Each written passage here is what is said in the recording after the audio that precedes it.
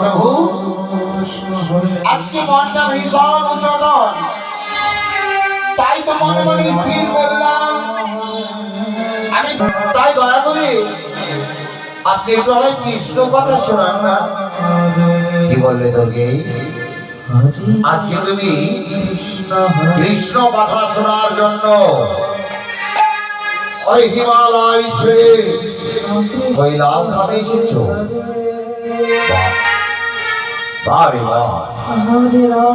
আজ বহুদিন হয়ে গেল আমিও কৃষ্ণ কথা আলোচনা করিনি, তাই তুমি যখন আজকে আমার কাছে কৃষ্ণ কথা শুনতে এসেছো, এসো দুর্গে এসো, আমি তোমাকে অবশ্যই কৃষ্ণ কথা শোনাবো।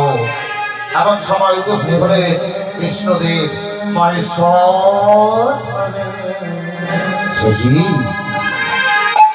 কৃষ্ণদেব আজকে বিষ্ণু লোক ছেড়ে এই কৈলাস ভাবে মহেশ্বর শুনলাম আজকে নাকি কৃষ্ণ কথা হবে, তাই তো আমি